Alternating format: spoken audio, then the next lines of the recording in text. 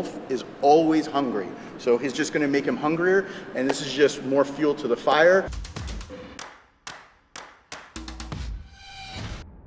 What's up guys, and welcome. You are watching Fazi Fitness.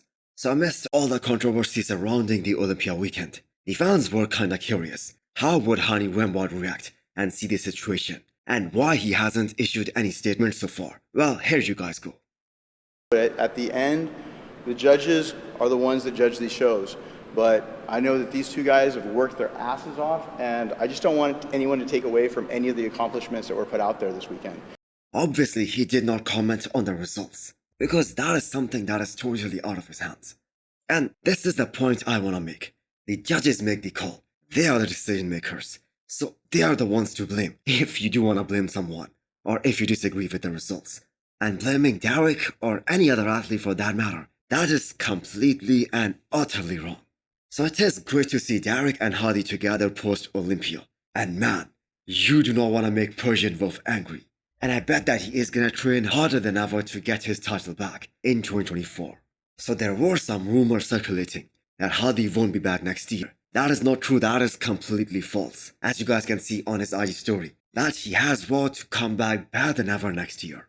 I wanna give a huge shout out to Derek here guys. He was put on the spot by Bob Shikarello at this post-Olympia seminar. And he was asked this question about Hadi Choopan walking out. And Derek here kinda summed it up pretty nicely. That it was heat of the moment, and when someone has put their heart and soul into something, when he thinks it's about the pride of the nation, you kind of understand his response. I can understand how he feels though. I've been in that position where I thought I was gonna walk away with the title and I didn't get it. And it's really devastating to some people. Do I think of him any different? No, I don't. I think Hadi's a great guy, he's a great champion. So anyone wondering if Derek's Instagram got deleted or got suspended, then as of right now that isn't true. It is fully functional and active right now. And if in fact it was temporarily suspended by Instagram because of the reports from Hadi's fans, then I sincerely urge you guys, please do not do that. You are only gonna lose your respect as Hadi Choopan's fans. So let's talk about what's gonna happen next year. I think this is gonna be a great storyline for the Olympia 2024. Hadi Choopan coming back for redemption. He is only 35 years old. He is getting better every year. And same goes for Derek Lunsford as well.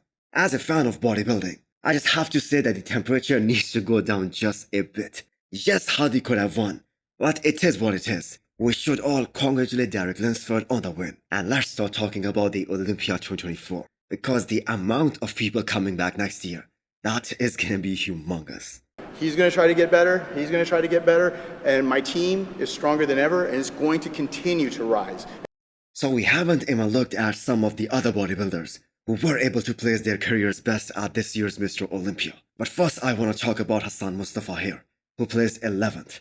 But he has revealed afterwards, in fact, he has it on video, that he tore his tricep just 1 week before the Olympia this year. But still he managed to step on the Olympia stage in a crazy condition. As per him, that was the best shape of his entire pro career. And he did beat some guys this time.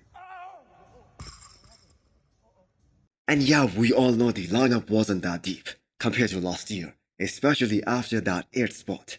But still, I have to say no one's gonna care a few years from now. These placings will remain a part of the history.